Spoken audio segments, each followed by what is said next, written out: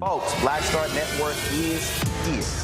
Hold no punches! I'm real revolutionary right now. Support this man, Black Media. He makes sure that our stories are told. Thank you for being the voice of Black America, Roland. Stay black. I love y'all. All momentum we have now, we have to keep this going. The video looks phenomenal. See, there's a difference between Black Star Network and Black-owned media and something like CNN. You can't be Black-owned media and be scared. It's time to be smart. Bring your eyeballs home. You dig?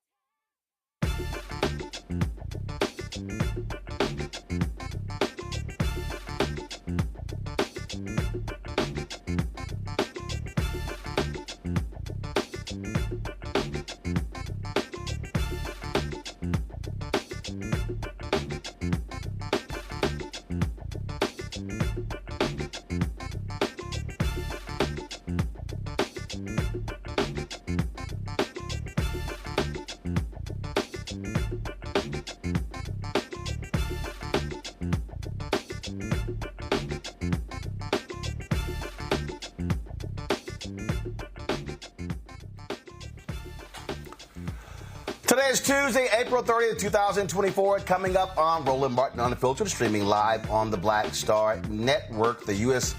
Drug Enforcement Administration has reclassified marijuana. We'll tell you what this actually means for citizens, especially those who were convicted of marijuana charges. Also on today's show, a follow-up to the case of the black man in Missouri who was found shot in the head in the attic of a white supremacist.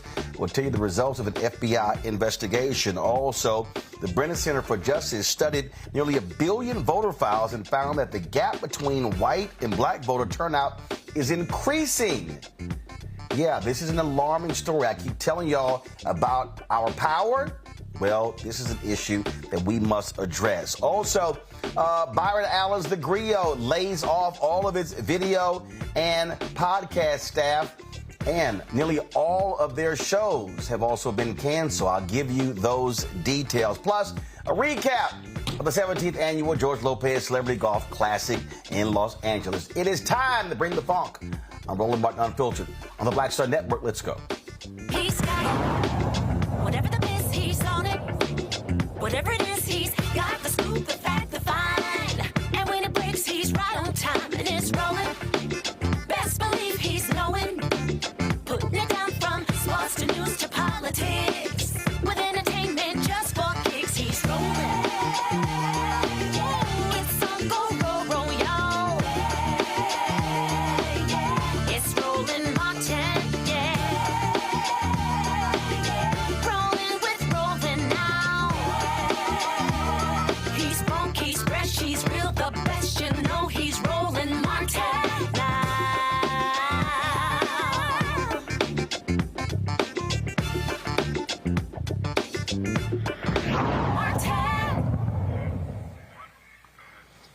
Folks, since 1971, marijuana has been classified as a Schedule I drug, defined as a drug with no accepted medical use and a high potential for abuse. Well, that is now changing. The DEA is expected to reclassify marijuana from the most strict Schedule I to the less stringent Schedule III. This is the first time the U.S. government is acknowledging its potential medical benefits. Dr. Shonda Macy is the founder of the National Holistic Healing Center, joins us from Washington, D.C. Shonda, glad to have you here. So explain to people why this is a huge decision. For our community. The first thing, the impact that it has is that it opens up the access for patients. Patients feel more comfortable using cannabis as medicine because now the government is saying it is actually medicinal benefits in using it. So we're so excited that the government is just finally accepting and sharing the news that we've known for decades, and that we've been fighting for our rights for legalization to just be able to have access to health care. So that's the underlying issue that we're dealing with today, but there's also implications on what it looks like for small business owners that are of brown and black communities, social equity, and what it looks like for us in the taxation realm. So for every dollar that we generate in cannabis, 70 cents of that goes to the federal government on taxes. So now with the rescheduling of cannabis, this actually allows us to normalize our taxation and get taxed like every other business in the United States. So we can actually now start to generate a profit. But again, well, they're focusing on the health benefits. And so what we have seen is a lot of focus on this over the last several years. We have seen the NFL, the NBA also change their position when it comes to the health benefits as well. And so, you know, this is a dramatic move by the DEA, and one that people have been demanding for a very long time. Definitely. And not only that, Roland, what's interesting about this rescheduling is that it opens up for more access to research. So now you'll start to see more pharmaceutical companies come in, do more research, but it also allows pharmaceutical companies to come in, cultivate, manufacture sell and distribute cannabis along with us small businesses. So this is kind of like a tricky place, but for us in terms of our community, what is so powerful about rescheduling is that Black and brown communities that were targeted, that have been incarcerated for cannabis, we'll see less and less of those incarcerations. And so we have a long way to go, but we'll take our victory today because we know that incremental change is really going to help us on the long run. But we just have to get situated, and making this progress today will definitely impact our community in the future. I want to bring in my panel right now, Dr. Mustafa Santiago Ali, former senior advisor for environmental justice with the EPA, Joseph out of D.C., Randy Bryant, DEI disruptor, also out of D.C., Joe Richardson, civil rights attorney out of L.A. Glad to have all three of you here. Joe, I'll start with you. Your question for Doc regarding this decision. Hi, good afternoon. I'm glad to hear this news. This is good news. So I wonder, thinking about this, you've been on this crusade for quite some time. And when I say that, I mean that there's been a lot of work and effort, blood, sweat, and tears toward getting the government to move along to where we actually are, the state of marijuana, the medicinal values, et cetera. What would you say, having accomplished this, would be your next frontier? What are some other barriers related to this issue that you would like to see come down? Well, we know that the cannabis laws have been intertwined in systemic racism since the inception. And in 1971, as Roland pointed out, is that with the Substance Control Act, it classified it as heroin. So what we need to do is systematically unwind all of the racial barriers that we've seen that have been implemented through policy, through laws, and then really find a good way for our community to be able to expunge their previous convictions and institute more voting rights. And I think like that is the most fundamental thing we can do for our community, because we know that if we have the right to vote, we can say who's in power. Thank you. Mustafa. Yeah, well, thank you for being with us. You know, we know that, as mentioned earlier, there are a number of different health benefits. So benefits from cancer, lowering blood pressure, anxiety, a number of different things that are associated with cannabis. Do you feel that this will also open the door, because you mentioned earlier about research, and often people are a bit hesitant when there's a controlled substance that's a part of their research. So I'm wondering your thoughts on that. Yeah, definitely. Well, when I was a couple of decades ago, when I was a student at Howard University studying prostate cancer in men, you know, one of the major barriers I had was the simple fact that I couldn't study it. And so for me, especially with cancers like prostate that disproportionately impacts our community, it's important for me to find a way that men, Black men, can have a sustainable life and be able to have access to true health care. So now we can do this with the rescheduling. Literally, this rescheduling puts cannabis in the same category as Tylenol. And so with that, we can actually start to look at those fundamental healthcare issues that can start to change lives. And when I say change lives, but throughout all diseases, all disease states, we can really start to introspect on what impacts that cannabis can have on sustaining the human life.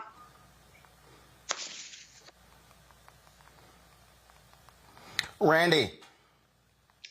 Yeah, I'm not surprised that this happened. I know it was a long time coming, and I'm certainly very happy that they are going to change the scheduling, but I can't help but to just wonder about equity. You know, many of our brothers and sisters have been locked up and remain locked up because of just having small amounts of marijuana. And I also worry about, you know, the wealth gap they talk about all the time. how, the federal government, of course, is going to make quite a bit of money, which is why I believe there's been a big push to make it, to change the laws. But how will we ensure that we, Black people, will have an opportunity to also benefit from this new change? Well, I'm going to touch on your last point first, which is that throughout the nation is the simple fact that social equity licenses have been issued and allowable for people of color. And that will give us the access to be able to participate in this billion-dollar industry. But I want to also erase the misconception of the billion-dollar industry. Like I said before, where we are today, every dollar that we generate in the cannabis industry, 70 cents actually goes to taxation. So we're not really making money. And if you look at what that looks like in terms of cannabis businesses today, we owe the federal government over $3 billion collectively. And so now, with the rescheduling, is only the beginning of ability to generate profit. So those social equity licenses that have been issued now can go to those that were disproportionately impacted by the war on drugs. Let me give you a great case in point. Washington, D.C. have encouraged legacy, what we call legacy or illicit market, to come up into the light, to participate in a regulated market so that they can have access to freely participate in the industry that will generate wealth that they created. And so with that, we see New York, we see all the different states coming on with this equity path. Now, is it just that easy? No. There's a lot of regulatory hurdles. There's a lot of issues surrounding social equity and funding for people who want to actually start their business. But there is the first step, which is that we're getting a license. And then from there, we have to work on the incremental change. And that incremental change, just being able to have the potential to generate some type of generational wealth, is just the beginning of trying to restore the justice that has been done on our community. So, no, is it where we want to be today? Is it headed in the right direction? Yes, it is. And now to flip-flop on what you said previously, let's talk about the state of expungement right now.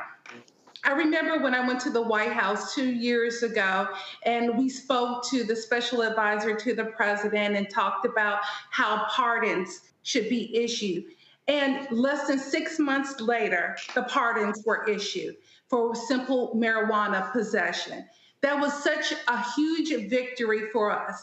But also the message was to tell all the governors to issue pardons in all the states to those that actually had marijuana possession charges. That didn't happen because a lot of governors didn't have the power to institute such change. But we see right now in Congress, there's legislation like the HOPE Act that says that expungement for low-level possessions of medical cannabis or cannabis, period, should be expunged automatically. That expungement will start to right the wrongs on our community and give us an opportunity not only to start out again, but have access to an industry that can generate generational wealth. Thank you for that. All right, then.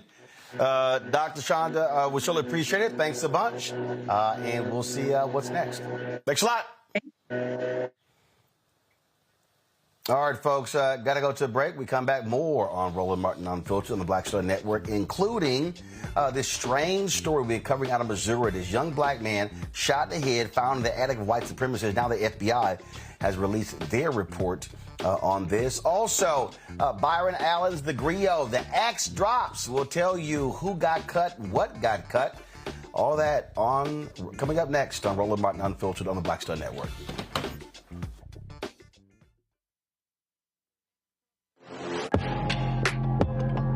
A lot lot of y'all have been asking me about the pocket squares that we have available on our website. You see me rocking the Shibori pocket square right here. It's all about looking different. And look, summertime is coming up. Y'all know, I keep trying to tell fellas, change your look, please. You can't wear athletic shoes every damn wear. So if you're putting on linen suits, if you're putting on some summer suits, have a whole different look. The reason I like this particular pocket square, the Shibori, is because it's sort of like a flower and looks pretty cool here versus the traditional boring silk pocket squares. But also I like being a little different as well. So this is why we have these custom-made feather pocket squares on the website as well. My sister actually designed these after a few years ago. I was in this battle with Steve Harvey at Essence, and I saw this at a St. Jude fundraiser. I saw this feather pocket square, and I said, well, I got some ideas. So I hit her, and she sent me about 30 different ones. And so this completely changes your look. Now, some of you men out there, I had some dudes say, oh, man, I can't wear that. Well, if you ain't got swagger, that's not my problem. But if you're looking for something different to spruce up your look, fellas, ladies, if y'all looking to get your man a good gift, I've run into brothers all across the country with the feather pocket squares saying, see, check mine out. And so it's always good to see them. And so this is what you do. Go to RolandSMartin.com/pocket squares. You can order Shibori pocket squares or the custom-made pocket squares. Now, for the Shiboris, we're out of a lot of the different colors, and I think we're down to about 200 or 300. So you want to get your order in as soon as you can, because here's what happened. I got these several years ago, and the Japanese company signed a deal with another company, and I bought them before they signed that deal, and so I can't get access to any more from the company in Japan that makes them. And so get yours now. So come summertime, when I see y'all at Essence, y'all could be looking fly with the Shibori pocket square or the custom-made pocket square. Again, RolandSMartin.com/pocket squares. Go there now.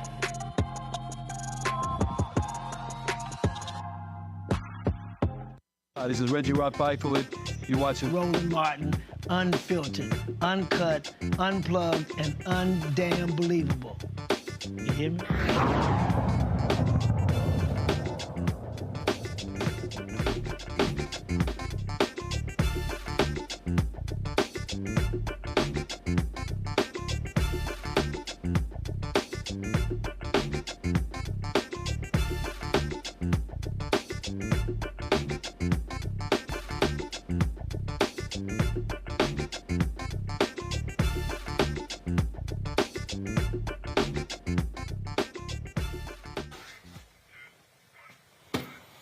May 19th, President Joe Biden is supposed to address the graduates of Morehouse College. Well, you've got some students as well as faculty not happy with that decision. This is a story from NBC here. It's on everybody's mind. Morehouse faculty and students raise concerns about Biden's graduation speech.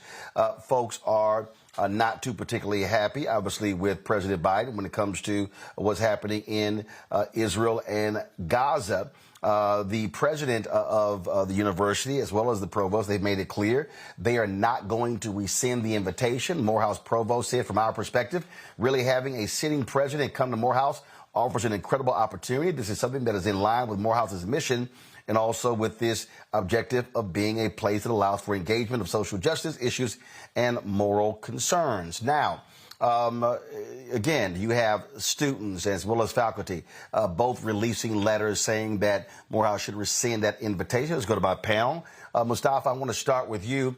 Your thoughts on the criticism on the students and others who are saying that Biden should not speak and should Morehouse continue with this invitation? Well, of course, it's up to Morehouse to make that decision, but with the history of Morehouse, with Dr. King and so many other great leaders who have went there and who have stood for social justice and stood for human rights, and we understand the sets of dynamics that are currently going on in the Middle East that are not in alignment with those beliefs that are infused into both the young men at Morehouse and Clark, sisters at Spelman and at Morris Brown. So we understand why young people are pushing back. We tell them to stand up and fight against injustice.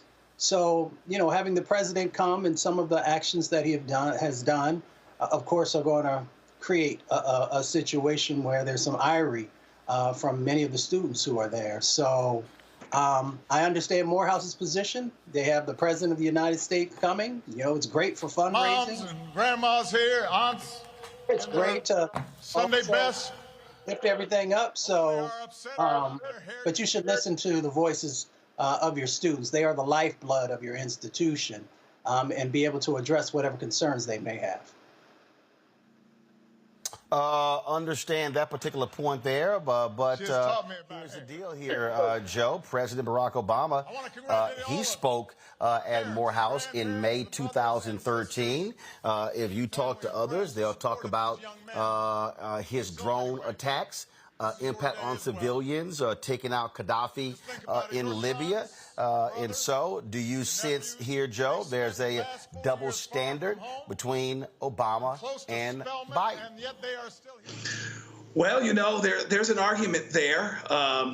Interestingly, the provost at Morehouse, Brother Kendrick Brown, actually was here at the University of Redlands, my undergrad alma mater, recently, right before getting to Morehouse. So I can imagine what he's wrestling with. And so, you know, interestingly, talking to my daughter and kids her age, they were hard on Obama, even though Obama and the opportunities that he helped and the presentation of just the possibilities, let alone what he actually accomplished, created and paved the way for them. People that age, professors, people in an intellectual environment where you're supposed to be stimulated, where you're supposed to speak up and speak out, et cetera, are going to have something to say about this. And so I think that if, assuming Biden gets the chance to speak there, I think he should directly address what's actually happening. Maybe this is an opportunity to actually build a bridge that right now is not built. I think that he's suffering from this politically. Whether he ought to or not, I think he absolutely is. I think he needs to reconnect with this young demographic that's going to be vital for him to win. And I do think that given what we were able to accomplish over the years, the Civil Rights Act, 64, 65, the Voting Rights Act, the things that happened with who, by most accounts, was a racist president. I don't think that you keep dialogue from happening. And if you consider that part of the dialogue, I think you allow him to be there, because we do want to be different than other places. However, we can still hold them accountable. We can still respectfully allow young people to speak out forcefully, but respectfully and with measure and with balance. It can be something that can be built upon. I don't say stop talking, but I say let's hear what he has to say, and then what he does related to this very real situation that has the potential to hurt him as it's hurting the people that folks are talking about and speaking on behalf of. Randy, last year, President Biden actually spoke at the Howard University graduation, and with him speaking there, give me 1 second. I want to pull this up. Like I say, he spoke there last year, and he, got some pushback from some folks. And you had some students who were not happy with him speaking. There were several who stood up and actually protested, turned their back on him as he was speaking. And so that was, of course, quite interesting while that took place. And it wasn't a major demonstration, but you probably, if I remember, because my niece graduated, she was in the class. You probably had about 10, maybe 15 students who stood up. It might have been more. So it's not like he doesn't quite remember that.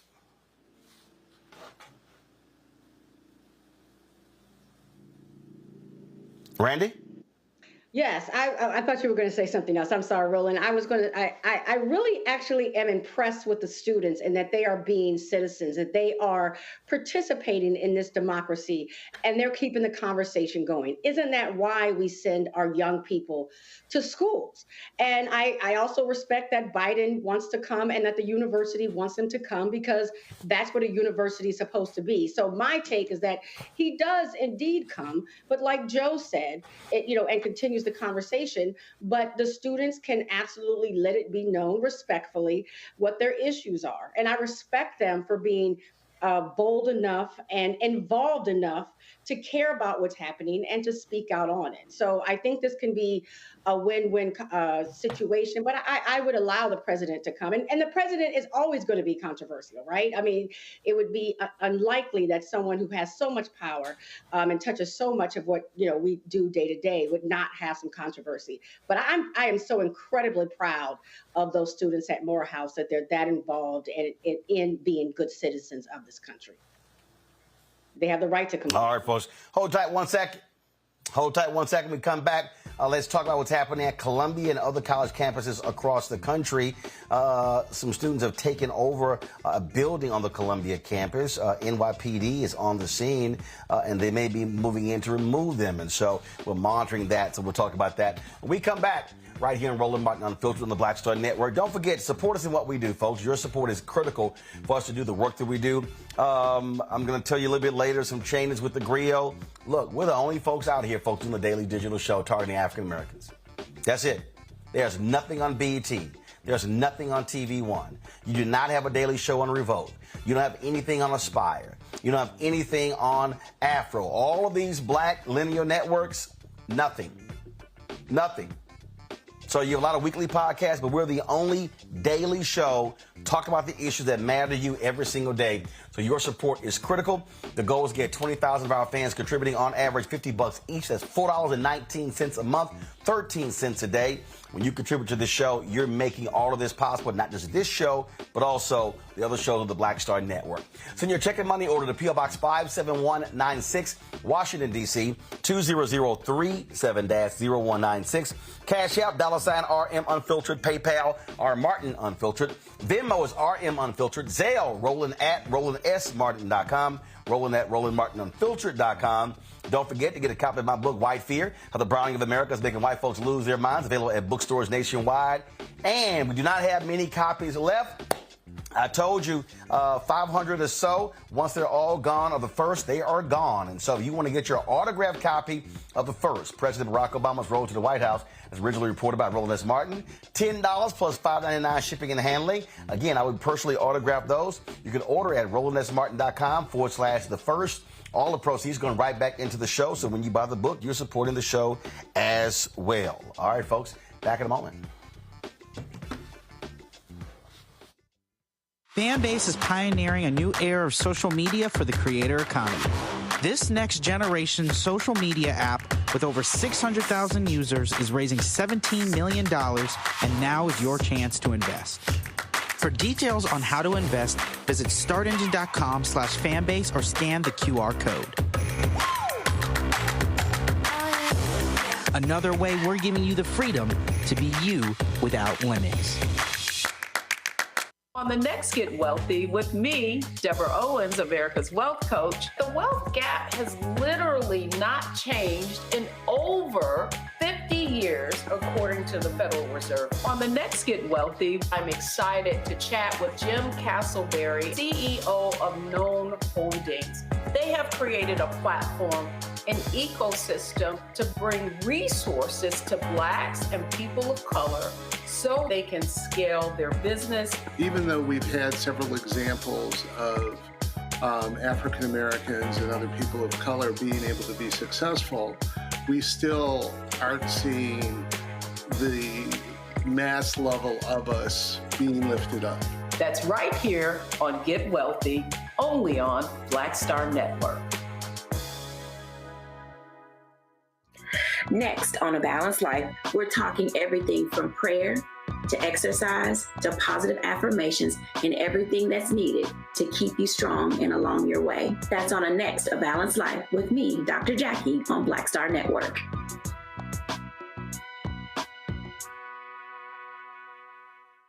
on the Black Table with me, Greg Carr. We welcome a towering intellect, activist, master theorist, prolific author, and unstoppable firebrand for change. The one and only Dr. Errol Henderson joins us to talk about his new book, The Revolution Will Not Be Theorized, Cultural Revolution in the Black Power Era. And this is what's going on in so much of academia and in some movement circles is an anti-Black nationalism. It's an hour of power that you don't want to miss. That's right here on the Black Table on the Black Star Network. Bruce Smith, creator and executive producer of the Proud Family, Louder and Prouder, and you're watching Roland Martin Unfiltered.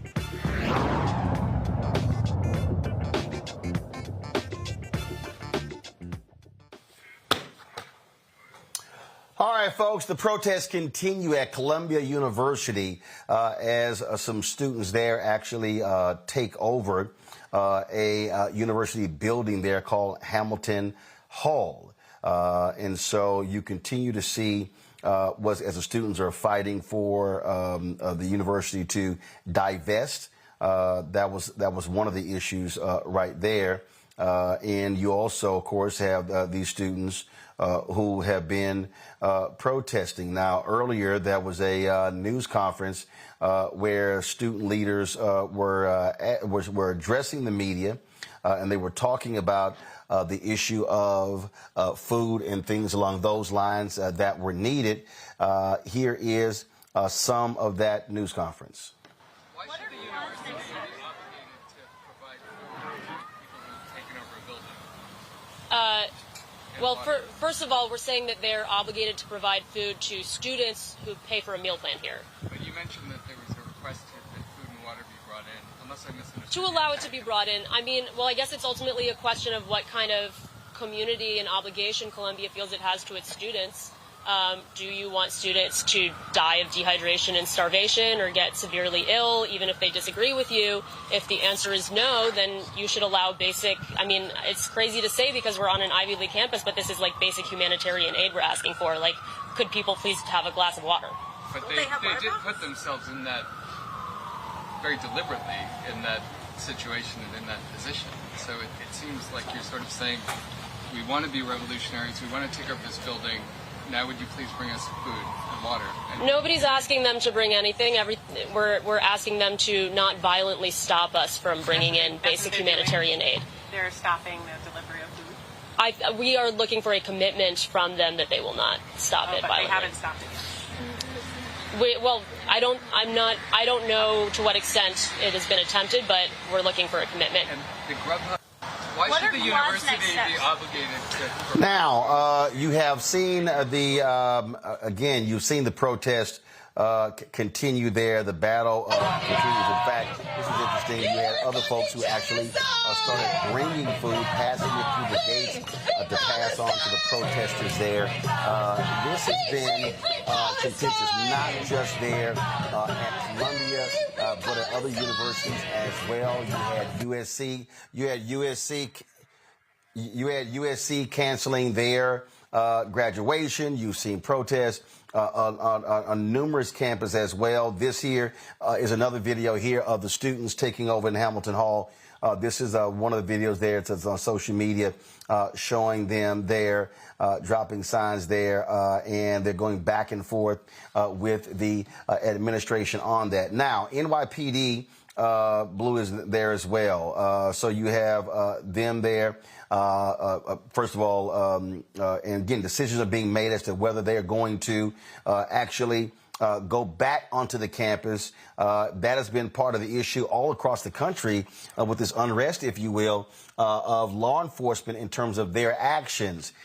Senator Chuck Schumer, senator from New York, addressed the issue on the floor of the United States Senate about what's happening in Columbia. Majority Leader. Mr. President, I'd like to begin today by saying a few things about the protests at Columbia University. Smashing windows with hammers and taking over university buildings is not free speech. It is lawlessness. And those who did it should promptly face the consequences that are not merely a slap on the wrist. Free speech, discussion, and even strong disagreement are fundamental American values, and campuses should be places where those values are cherished. Campuses cannot be places of learning and argument and discussion when protests veer into criminality. And those who commit such acts are doing nothing to convince others that their cause is just. It is also unacceptable when Jewish... Now, that was Senator Chuck Schumer there. Let's go to our panel here.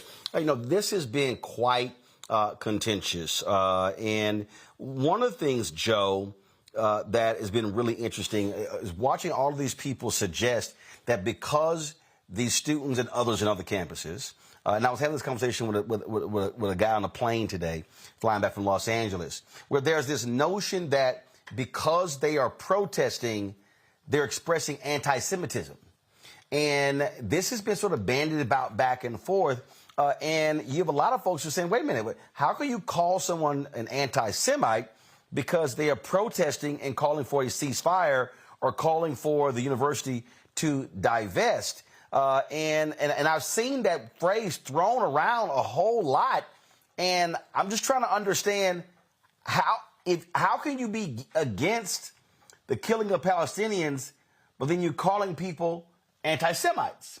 Your thoughts, your assessment on what you're saying.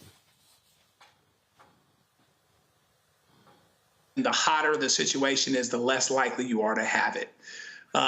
People feel safe, for lack of a better term, with absolutes and extremes. And so it's very easy. It doesn't take any work. It doesn't take any effort. It doesn't take any discernment. It doesn't take any research to just say there should be no anti-Semitism. Nobody disagrees with that. So, in fact, I agree with the notion, root it out where you find it. But here you have a situation, even Michael Moore talked about this the other day. You have a situation where you've got a lot of kids that are anti-war. They're not necessarily anti-Semites. And interestingly, this is a lot of the same stuff that was said with protesting about divestment related to South Africa, Vietnam War protests. I mean, you can go on and on about how we've been here so many times, but somebody has to do the work to separate the wheat from the chaff.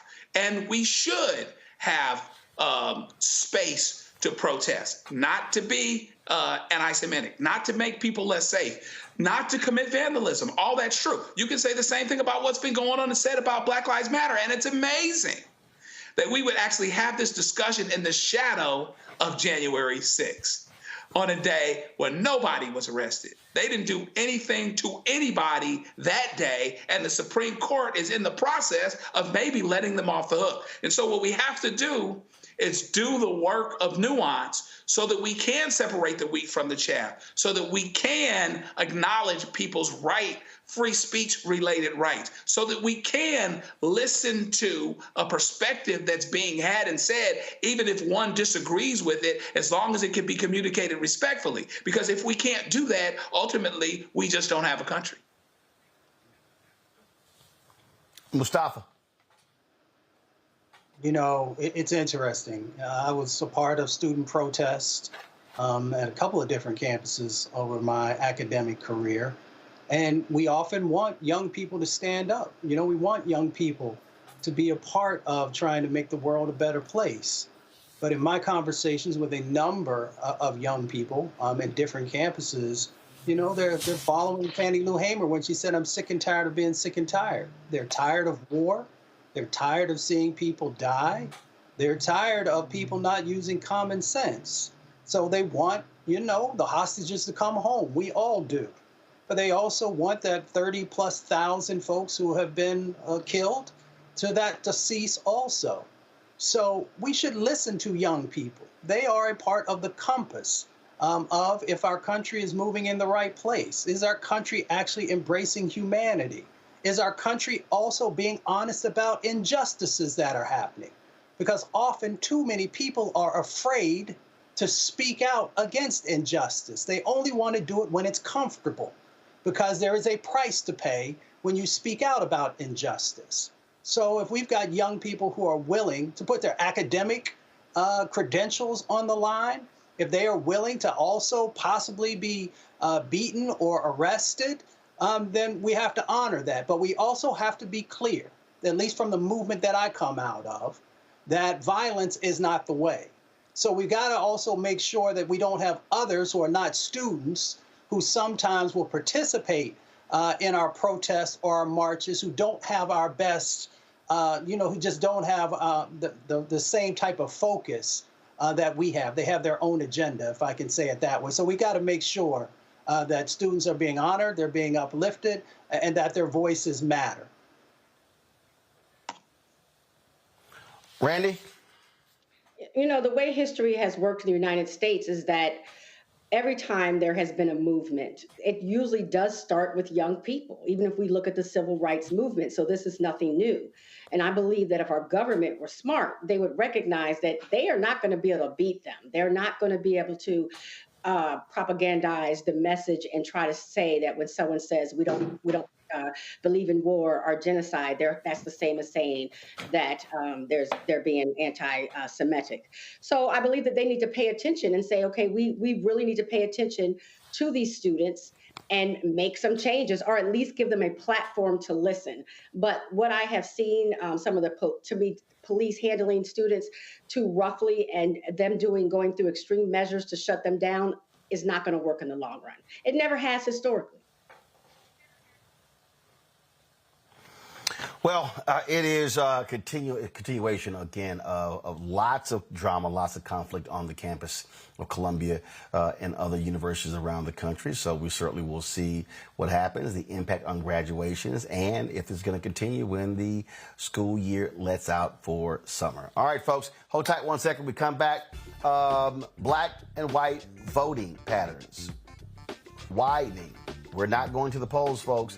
I keep telling y'all, we're leaving our power at home. That's not a good thing. We'll talk with the Brennan Center next on Roland Martin Unfiltered on the Black Star Network.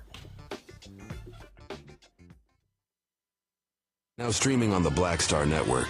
I was just in my backyard. I just said I was manifesting about life. I said, I would love to come back because it was a great time, and these kids need that right now. They need that male role model in the schools, I think. Even on the TV. Yeah. Because people are scared to go into the high schools. You know, the high school, you know what I mean? I would love to bring it back, and I think we can bring it back. What do you think? I think we'll ask the people. I would ask your people. We'll do a poll. Y'all want to hang him, Mr. Cooper? Yeah, I say let's go. We all look good. You know, Holly looked good. You know, Raven looked the same. Marquise, Don Lewis. It'd be funny to have the bullshit you see out there on TV now. God damn. What the fuck?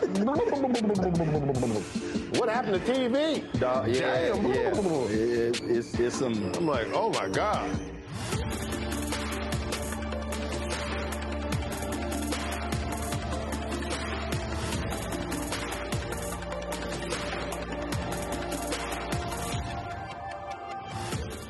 Hello, I'm Jamia Pugh. I am from Coatesville, Pennsylvania, just an hour right outside of Philadelphia. My name is Jasmine Pugh. I'm also from Coatesville, Pennsylvania. You are watching Roland Martin Unfiltered. Stay right here.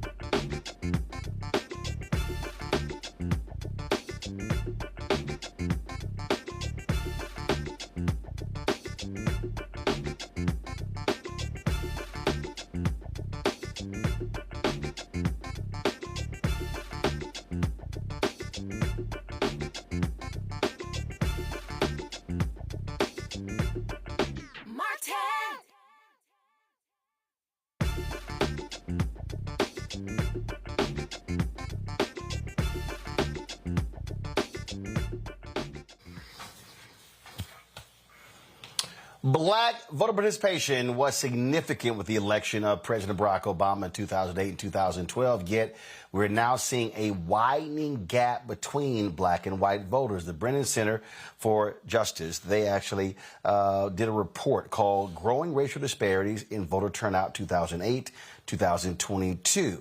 A huge result of that is the Supreme Court weakening the Voting Rights Act. Kareem Creighton is the Senior Director of Voting Rights and Representation at the Brennan Center, joining us now from New York. Kareem, glad to have you here.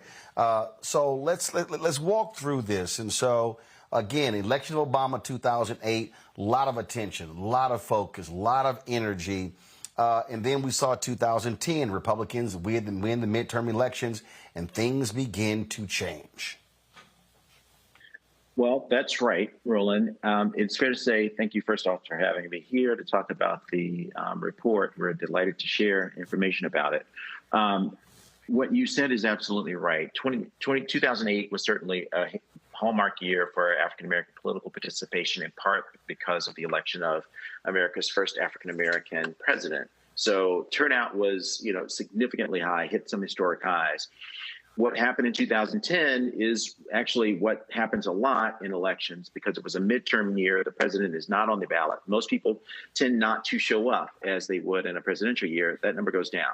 But importantly, what this report focuses on is what happened in 2013 and beyond, where the Supreme Court of the United States issued a decision in this case called Shelby County versus Holder, which essentially got rid of one of the significant protections that made sure that voters could have access to the ballot on a fair and equal basis, particularly in the states that were part of the worst of American history in denying people a ballot with respect to race. What we show in this report is that among the reasons that turnout goes up and down, one of the significant drivers of this is the issuance of that decision that the Supreme Court made, suggesting that we no longer needed the protections of the Voting Rights Act.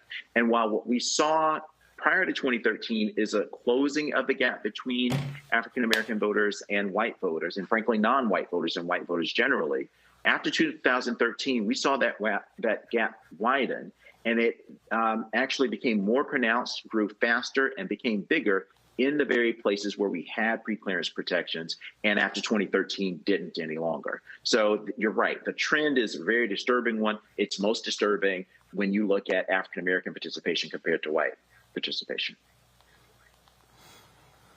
And so when you talk about that 2000 Shelby v. Holder decision, what really happened there? And so walk people through what Republicans started to do all across the country.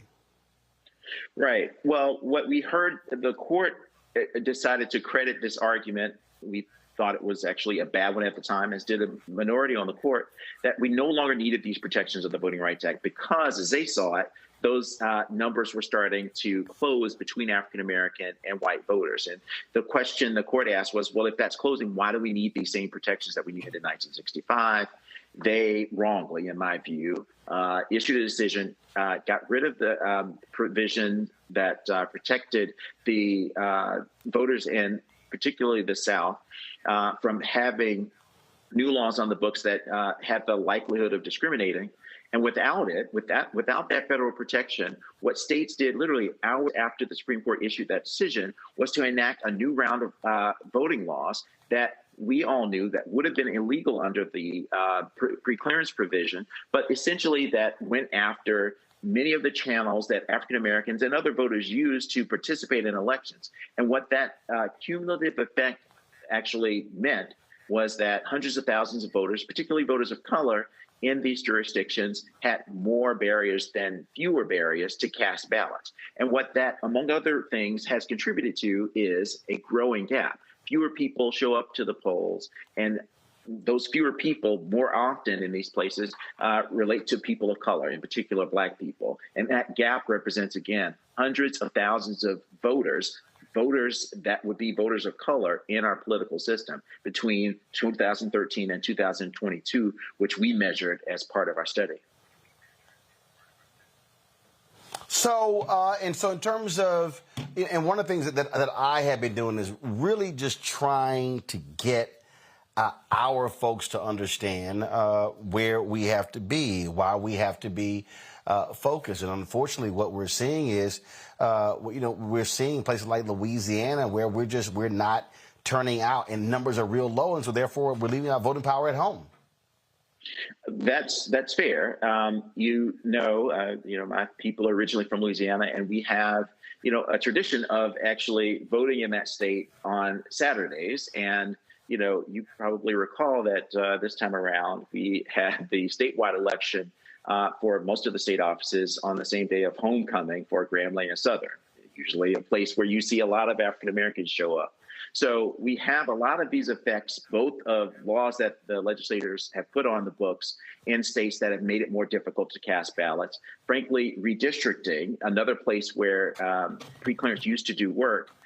Legislators are essentially daring people to take them to court by drawing fewer districts in which African Americans have a fair opportunity to elect candidates. And what that has meant is that people, to get a fair map or get fair election systems. This goes to everything, remember, from where your polling place is, what kinds of offices are available to be voted on. People have to go to court and sue, and that takes more time. It takes a lot of money, and it usually means that while the fighting is happening, elections keep moving. And all of these elections and the policies that follow from it are done without really the sort of protection of pre-clearance. And what that has meant is, frankly, a system that is more difficult for African Americans to vote rather than less so. Questions from the panel. Randy, you're first. So we are aware that it seems as if there has been just a huge push to make voting as difficult as it can be for people of color, particularly Black people. What can we do? It's so frustrating because, it should be the way we should have the right to vote. How do we fight back? How do we fight back? Well, one of the things we continue to do, the Brennan Center, among the constellation of civil rights organizations, is we take these folks to court. And unfortunately, we are doing it in a judicial system that is less friendly.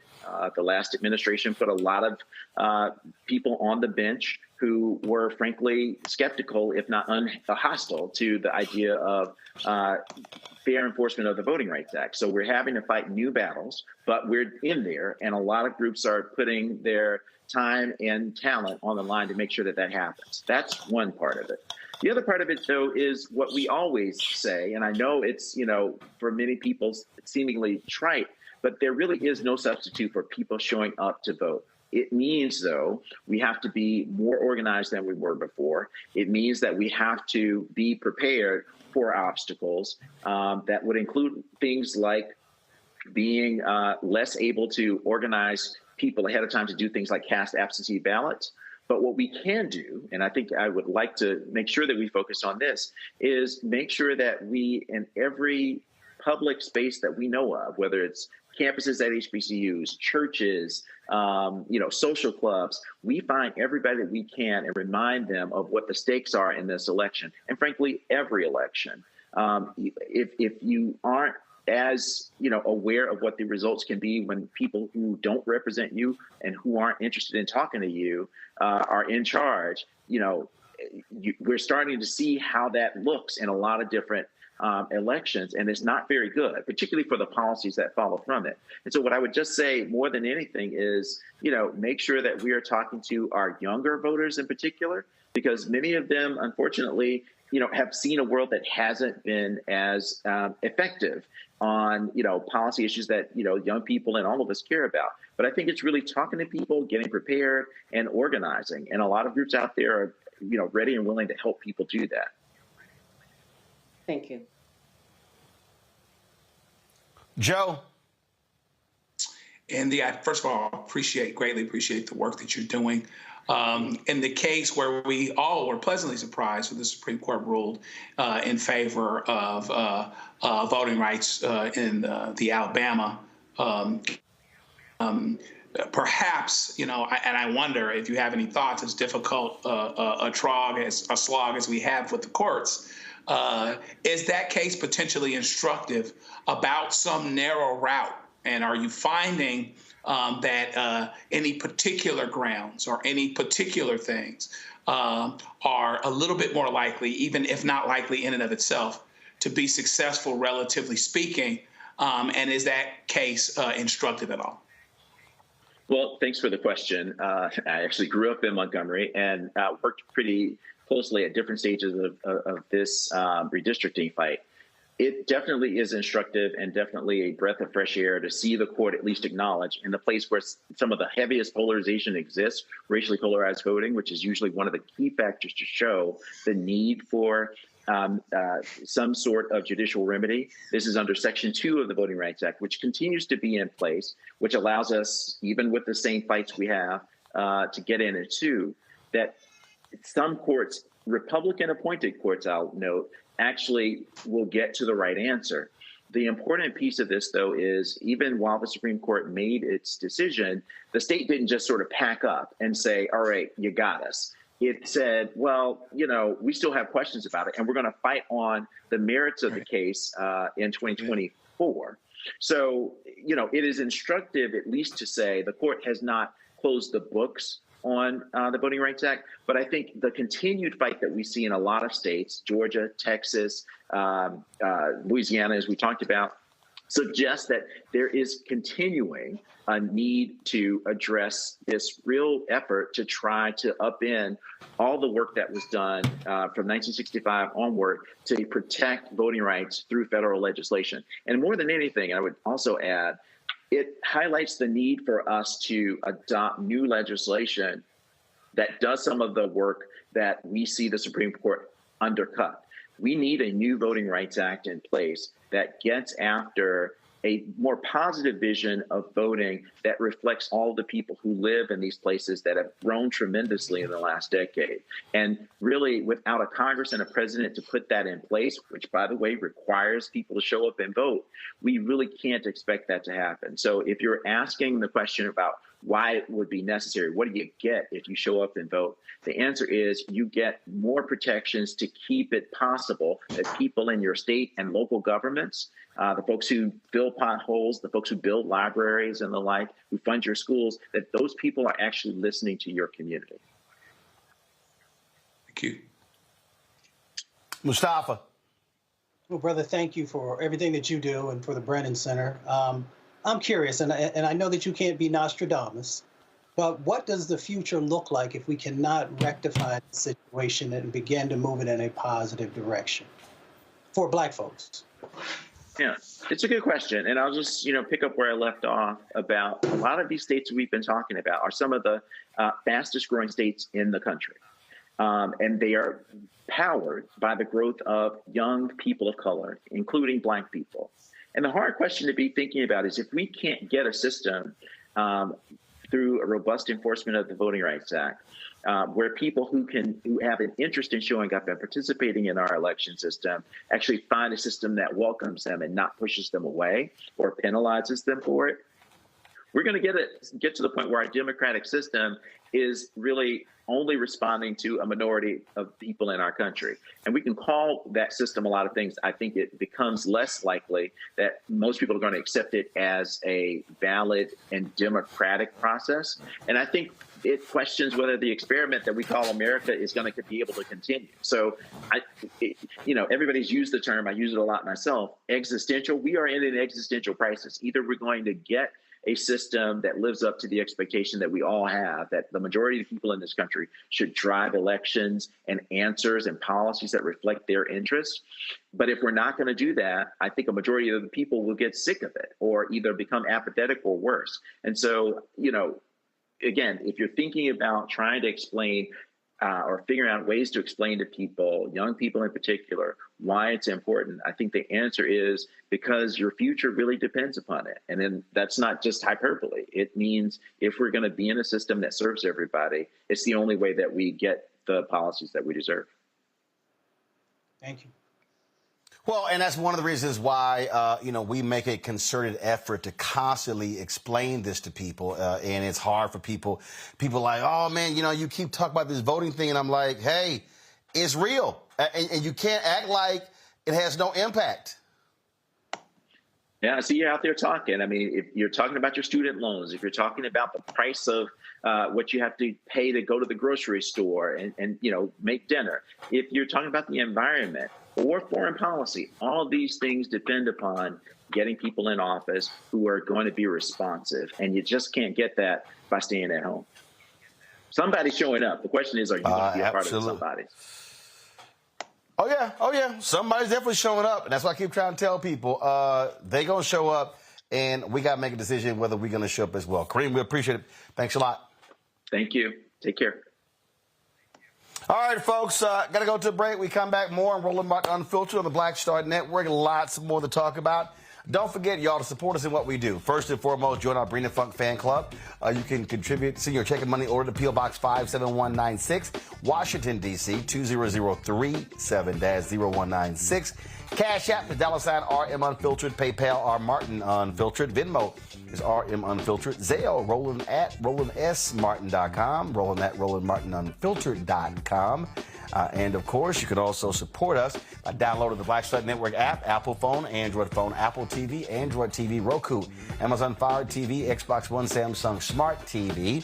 And, of course, you can get a copy of my book, White Fear, How the Browning of America is Making White Folks Lose Their Minds, available at bookstores nationwide. And, folks, we have limited copies left of my book, The First. Of course, which I focus on the 2008 election. I am autographing every single copy, and so you can actually get it. We had up something on the website saying it was sold out. It is not sold out. So we want you to go to the site. Again, I'm personally autographing every single copy, and so you want to absolutely get that. And so, of course, you see. I put it on sale for $10 to let you know in terms of how we're doing it, and then of course what we're doing. And so, and just in case if you think I'm playing around, understand, folks, you can. Let's see here. Give me 1 second. I wanted to show you something, but for some reason it's not coming up. We're gonna do it in a second. But look, we got copies. I've got a bunch of them sitting right here signed. Gonna be mailing those off, and so we want you again to please support us in these efforts. And so you can do that, and we will greatly appreciate that. And so, again, you know how to check us out. Get the first. RolandSMartin.com/the first.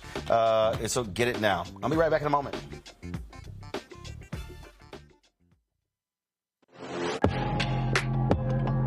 A lot of y'all have been asking me about the pocket squares that we have available on our website. You see me rocking the Shibori pocket square right here.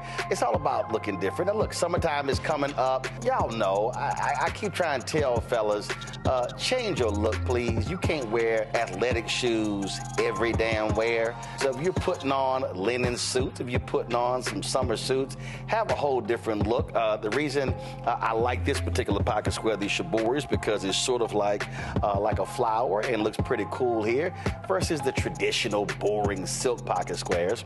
But also I like being a little different as well. So this is why we have these custom-made feather pocket squares on the website as well. My sister actually designed these after a few years ago. I was in this battle with Steve Harvey at Essence, and I saw this at a St. Jude fundraiser. I saw this feather pocket square, and I said, well, I got some ideas. So I hit her, and she sent me about 30 different ones.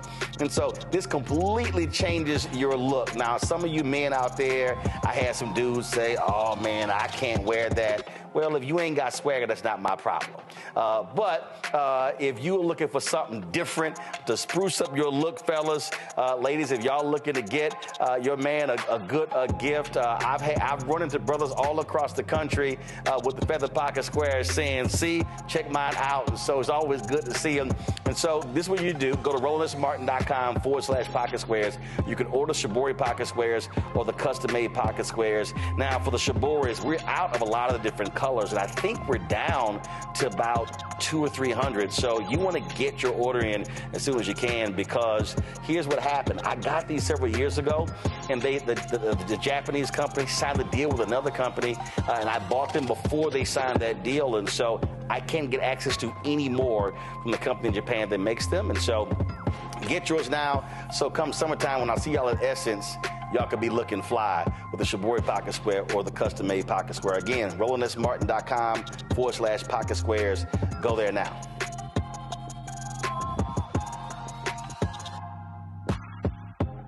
Fanbase is pioneering a new era of social media for the creator economy. This next-generation social media app with over 600,000 users is raising $17 million, and now is your chance to invest. For details on how to invest, visit startengine.com/fanbase or scan the QR code. Another way we're giving you the freedom to be you without limits. What's up, everybody? It's your girl, Latasha from the A. And you're watching Roland Martin Unfiltered.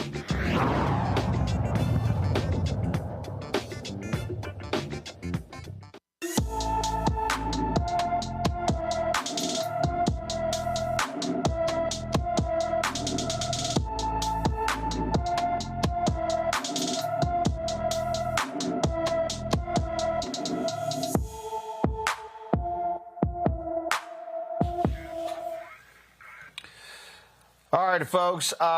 Jamison House has been missing from Memphis since April 1st. The 17-year-old is 5 feet 7 inches tall, weighs 150 pounds, with black hair and brown eyes. Anyone with information about Jamison House should call the Memphis Police Department at 901-545-2677, 901-545-2677.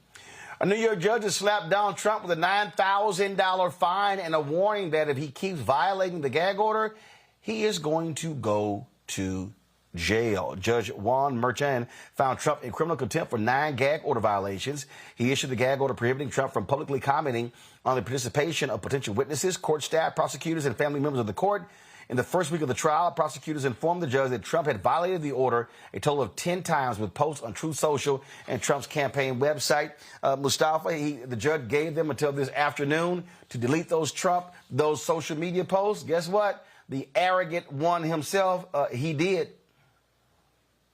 Well, it's good that he's finally beginning to actually follow the letter of the law, because we know that that's not something that he normally does. He feels that he can thumb his nose at the law. So, as he continues to get fined, and I believe in New York that there's a limit to what those fines look like, but there's not a limit to him being able to go to jail, that may actually get his attention and have him, to sort of just make sure that he has the right type of decorum that someone should have in this type of a situation. Although for most folks, $9,000 doesn't seem like a lot of money, especially for somebody like him who, is wealthy. And folks can debate how much wealth he actually has. But, $130,000 is what he paid allegedly to Stormy Daniels. So a lot of people are putting that into context and are looking for greater amounts tied to the violation. But folks should actually follow the law. Sheer arrogance, that's what we're dealing with right here, Joe, and that's exactly who Donald Trump is. And he doesn't care about rules, doesn't care about the law, and the only way to get him to act right is to enforce the law. If this was any one of us, ain't no way in hell we could be still, running our mouths, putting all kinds of stuff on social media. We'll be sitting out behind in jail. Yeah, I mean, he does kind of what he wants to. And so, frankly, that's what I'm looking for. $9,000 is not particularly impressive to me. That's a little something. But, why didn't you let him sit for a couple days? Why didn't you do that? If he really believed that was going to happen, sure, he'd make it into a crusade. But he doesn't want to be in jail. He doesn't want to be, he doesn't want to be a hero like that. He doesn't want to be a martyr like that. So hopefully we'll see if it ends up being necessary that the judge takes it to the hilt that way. The judge wants to be balanced. They want to be measured so that when you get to that point, it's not seen as an overreaction. It's not seen, you have to temper justice with mercy, as it were. But at some point, if he continues to do that with all of this thing going on and these things that are said put people in jeopardy, mess with people's safety. They're disruptive. They're disrespectful to the rule of law, to the court process in general. And so let's see if it ends up going any further. Randy? What's unfortunate is that he probably made more money, way more than the $9,000, just by putting up what he puts up, because people seem to fall more in love with him the more he goes against the system. So yeah, I would love to see that he was punished in a way that would really hurt him and just spend a little bit of time in jail, because I don't think he wants that either.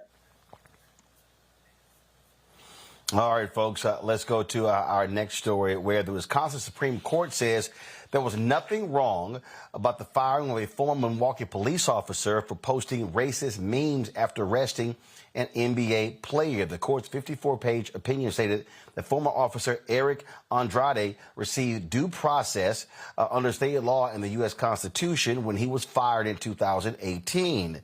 Andrade was one of the Milwaukee police officers involved in the arrest and tasing of former Milwaukee Bucks player Sterling Brown in January 2018 in a Walgreens parking lot. Brown sued Milwaukee police and accused them of racially profiling him, using excessive force and making it an unlawful arrest. He settled with the city for $750,000. You know, it's very interesting, Joe, how these cops think that they can just get away with anything. And I'm glad to see the Wisconsin Supreme Court saying, no, you should have had your ass fired. Yeah, and it's been upheld at every level. This has not been a back and forth thing, and it was upheld 5-2 here. It's interesting, and frankly, the police department was strategic. They said, listen, people are going to take these Facebook posts, and they're going to use these to undermine your testimony when we have to defend against you, or as it pertains to an investigation that you were involved with. How can we say that you were balanced if you're posting racist memes? And so, some of us, and we work on our certain jobs, lawyers are officers of the court. Police officers are supposed to be held to a high standard. They literally have people's lives in their hands, potentially. And so, therefore, it very well might be, yes, it might be, that something you post on Facebook has the potential to undermine your job prospects. That's basically what happened here. I think they were right, and it's good that they were confirmed in that regard, and hopefully this is a message to folks that you can't just do and say anything. There's no such thing as being, quote, off duty as it pertains to your conduct and how you carry yourself and how it has the potential to bear on your credibility, particularly in that profession. Yeah, it is. It is quite interesting when you look at these cops, Randy, who think they can just do whatever they want, say what they want, and you know what? We're going to be protected, and we'll get our jobs back, and then they force them to give us back pay.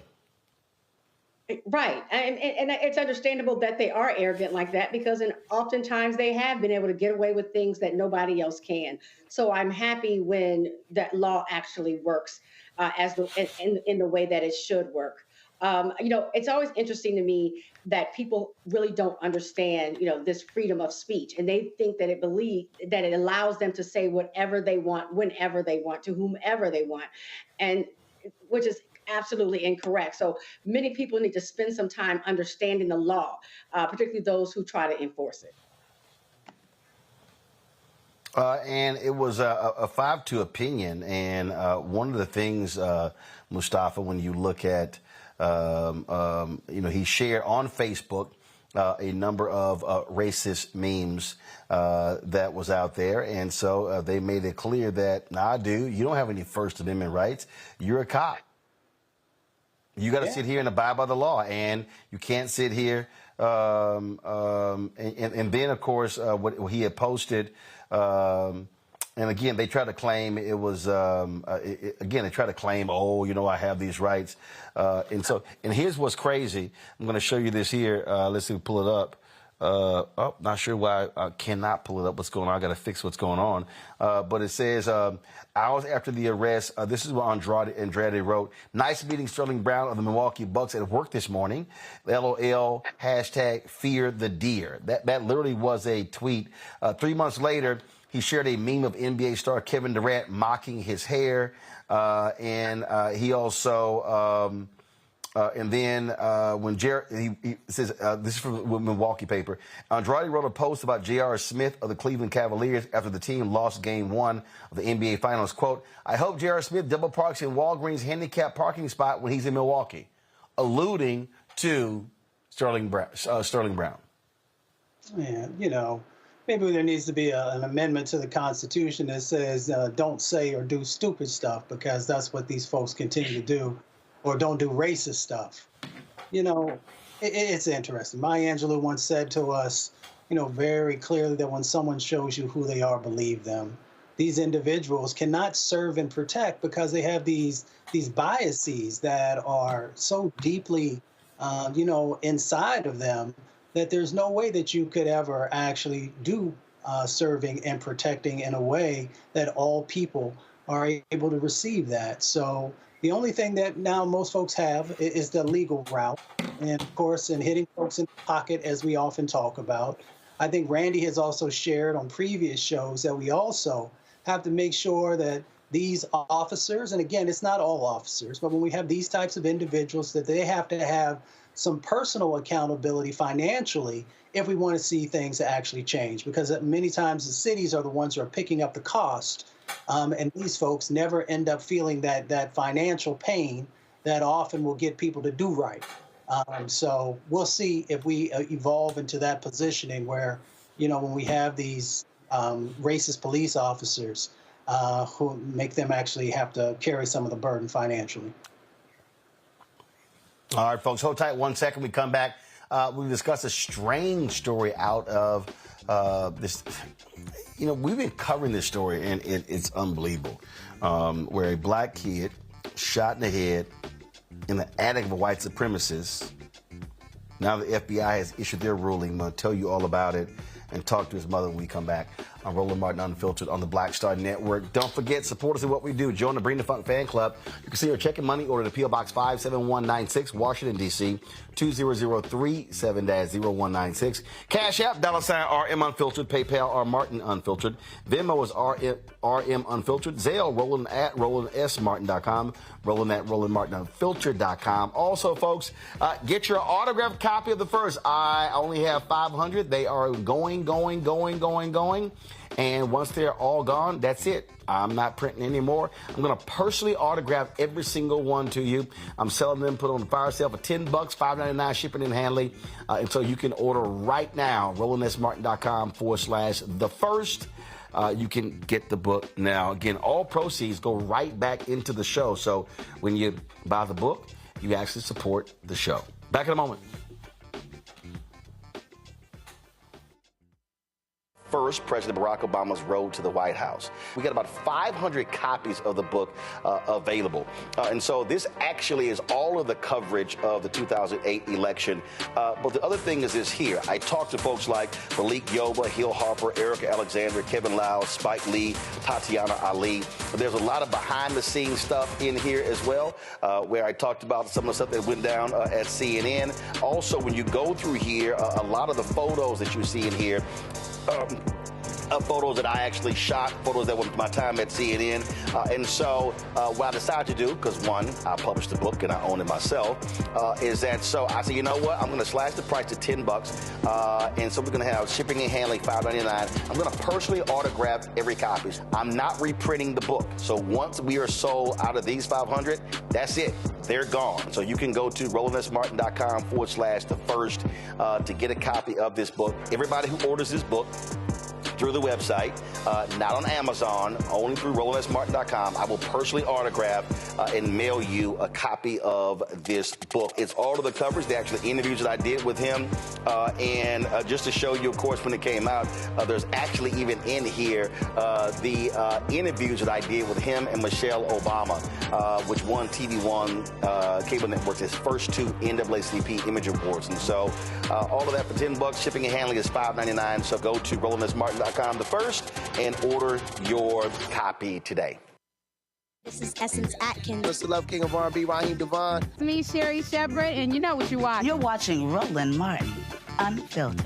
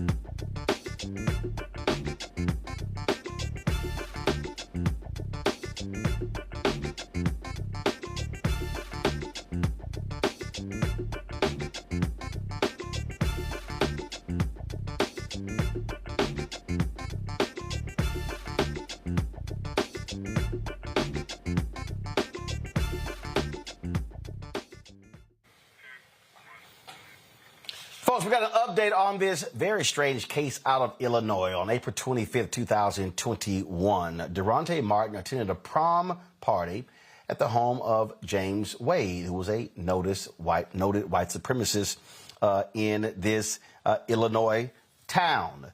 The problem is Derontae was later found dead in Wade's attic. Now, the local coroner quickly ruled Derontae's death a suicide.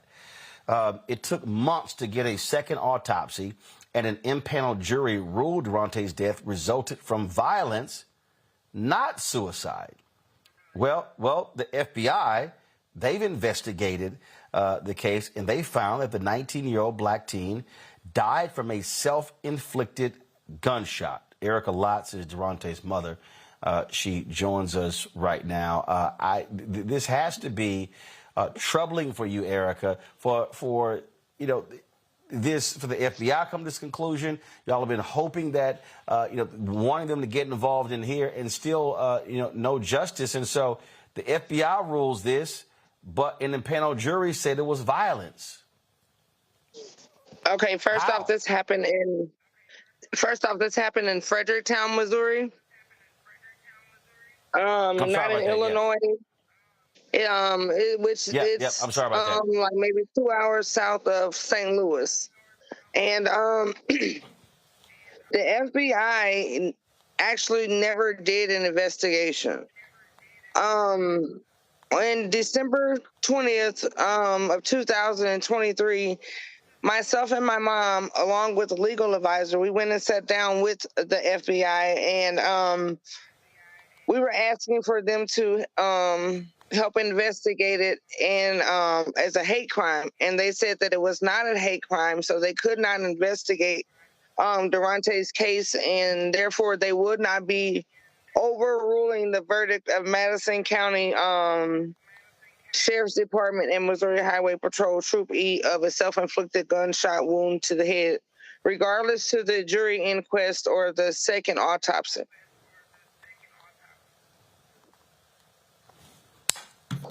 So how did they then come to this conclusion?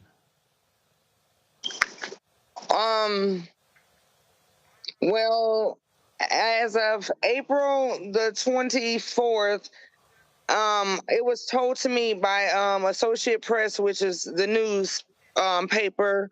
The newspaper contacted the FBI, and the FBI notified them that they let us know on December the 20th that they closed Derontae's case due to an investigation, in which that's not what they told us. They told us that Derontae's case did not stand grounds for hate crime. Okay. So I guess what I'm still confused is, how did they arrive at this conclusion, and what now? Because again, you have... Go ahead.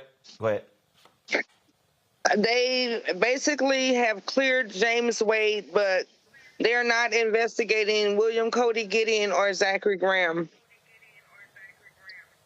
And William Cody Gideon is the one who admitted even to the police that he gave Derontae a gun under the influence because he was in fear of his life. And Zachary Graham is the one who said that he shot himself laying down, when the detectives who did the investigation said that there was no way that he could have been laying down when he shot himself, that he had to have been sitting up, even after one of the witnesses said that he was laying down and shot himself. So nobody in the house has been investigated but James Wade, which is a 911 caller. So what's next for you in this case? To keep pushing the issue for somebody to investigate, because my son was murdered. Even in the second autopsy report, or it was not a direct contact wound. There's no proof of evidence with the wound that this was a self-inflicted, besides of different statements from different people that conflict each other.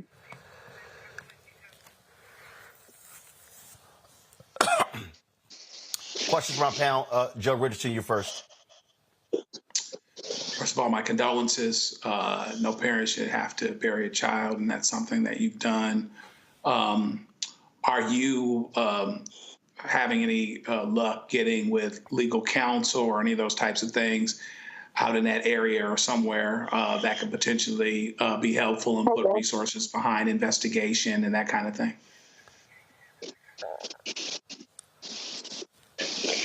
No, not really. Everybody that we contact, it's like hard to get people to help us. I'm sorry. Because they know that we have to go against the police, the coroner, the medical examiner, because even when they picked up Derontae, I never got a death notice. I never identified his body, and he was already embalmed by the time that I even knew that my son was dead on the 25th at 12:30 p.m. Oh my gosh, I'm so sorry. And wow. So we have to go against so many people, and I haven't found anybody that's really willing to go up against them. No matter which avenue I try to take, I can't find anybody to help me. Hold on.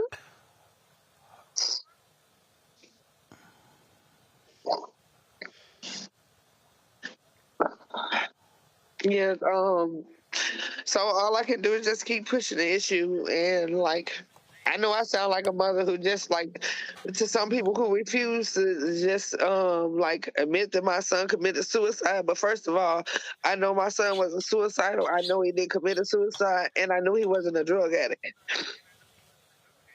And for them to be telling me that my son overdosed and then shot himself in the head, either he was dead and shot himself in the head, or he was dead from a self-inflicted gunshot wound and then he overdosed. You are just telling me basically that I just have to admit and accept the fact that I got a dead son, and they don't really care who did it or how or why. When there are people who are telling what happened, and they basically just said that they don't have enough proof to that.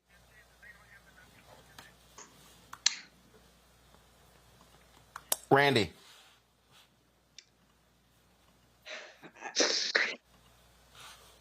No words. My very sincere condolences, and I would like to know, because how can the community, if you could speak out to your community that is there, how could they best support you as you go through each day and try to obtain justice? How could they support you? Help stand up and speak out. Just help. I mean, like, I'm just asking everybody. I don't care if you have to just tell your neighbor, like, help somebody. It could be your kid, you know what I mean? Yes. Yes. So we need anybody to come forward. And honestly, it's with Derontae, it's a proven fact that your kids don't have to hang out in the street. They don't have to be involved in drugs. They don't have to be gang banging, because Derontae didn't do none of that. And look at us sitting here. And have you been offered some counseling? Yeah. Ms. Martin, I'm trying to put it together because I just lost a teenage cousin to gun violence. And so I kind of feel your pain. I think Randy was about to ask the question, and I know it's something that I'm always trying to or have in place, is that you have someone to be able to talk to, you have someone who can help with therapy. Do you have anyone to be able to help you in that space? Because this is a difficult journey, and being able to want to address the killing of your son, but also in being able to find the space for you to be able to heal, which I know will take a while. So the question is, do you have that support? I think we lost her signal. Do we have it back?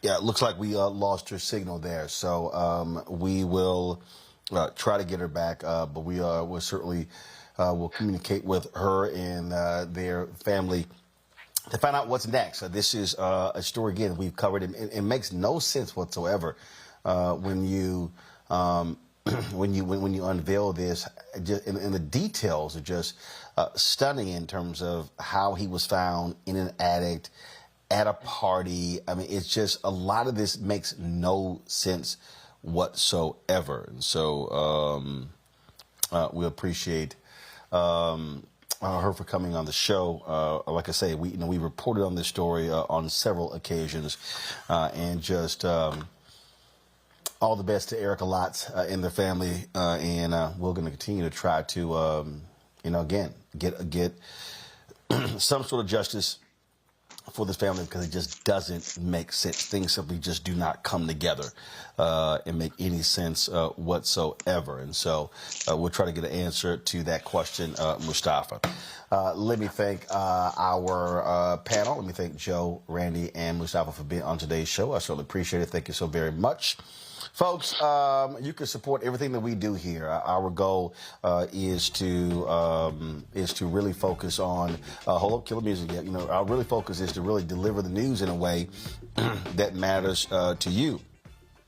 In fact, I was gonna do it today, but we were delayed in getting Erica Lotz on the show.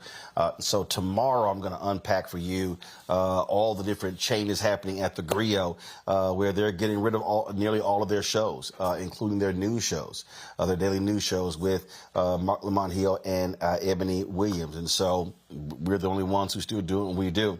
And so again, your support is absolutely critical, folks. Our news matters. Our news matters. We can't see them be waiting on somebody else. I mean, this is a perfect example. I don't know if Erica Lotz has been on other news networks. I can guarantee you they're not coming back to the story. We've done this story 2 or 3 different times, constantly trying to get updates, which is why black-owned media matters. There's a lot of people out there love to run their mouths and criticize, black media this, black media that. But we're doing the work. We're putting in the work. We don't sit here and waste our time with the people out there who all they do is just simply run their mouths and they complain and they moan. That's not what we do. We are about speaking to the issues that matter. And so your support is absolutely critical. So you can support us in multiple ways. One, join our Bring the Funk fan club. When we launched this show, I said, listen, it's going to cost us money for hats and bumper stickers and swag and all sort of stuff. No, we want that money to go all right into the show. And so y'all have been hugely supportive, and so we certainly appreciate that. And so give me 1 second. Sorry, folks. I'm looking at some news here. It looks like NYPD may be heading onto the campus at Columbia. Give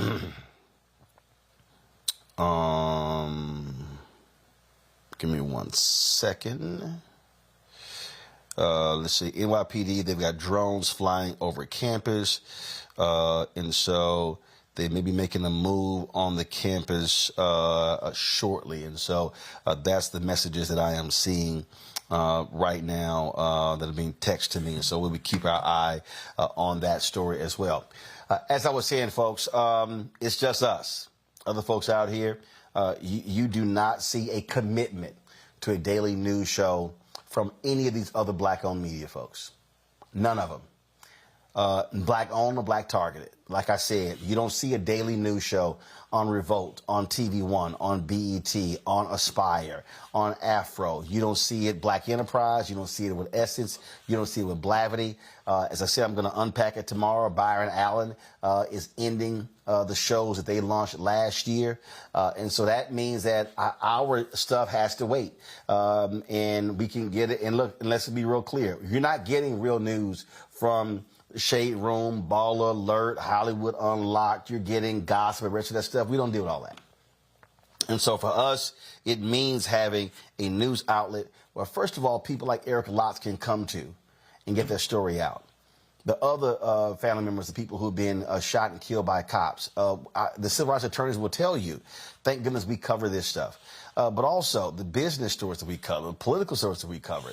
I mean, you name it. Listen, all 4 polls done by black organizations have been done in the past 2 months. Virtually no mention on mainstream media. That's why Roland Martin Unfiltered, and the Black Star Network matters. So support us in what we do. Join the Brennan Funk Fan Club. Send your check and money order to P.O. Box 57196, Washington, D.C., 20037-0196. Cash App is $RM Unfiltered. PayPal R Martin Unfiltered. Venmo is RM Unfiltered. Zelle, Roland at RolandSMartin.com, Roland at RolandMartinUnfiltered.com.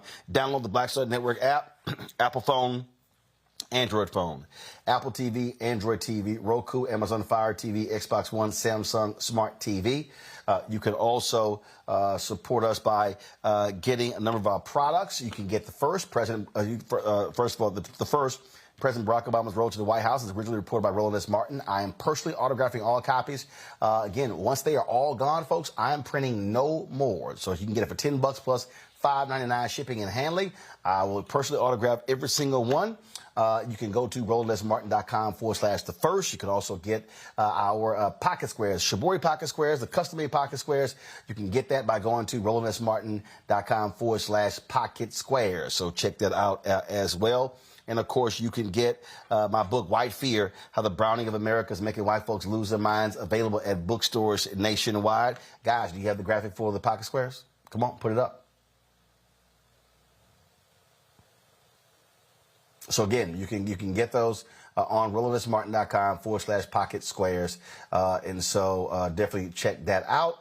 And, as I said, you can get White Fear, How the Browning of America is Making White Folks Lose Their Minds, available at bookstores nationwide. Get the audio version on Audible. All right, folks, I'll see you tomorrow. So tomorrow we'll talk about the layoffs at the Griot. We'll also show you some of the fun stuff that happened at the George Lopez Celebrity Golf Classic yesterday in Los Angeles. Y'all have a great evening. I'll see y'all tomorrow. Holla! Folks, Black Star Network is here. Oh, no punches! I'm real revolutionary right now. Support this man, Black Media. He makes sure that our stories are told. Thank you for being the voice of Black America, Roland. Stay black. I love y'all. All momentum we have now, we have to keep this going. The video looks phenomenal. See, there's a difference between Black Star Network and Black-owned media and something like CNN. You can't be Black-owned media and be scared. It's time to be smart. Bring your eyeballs home. You dig?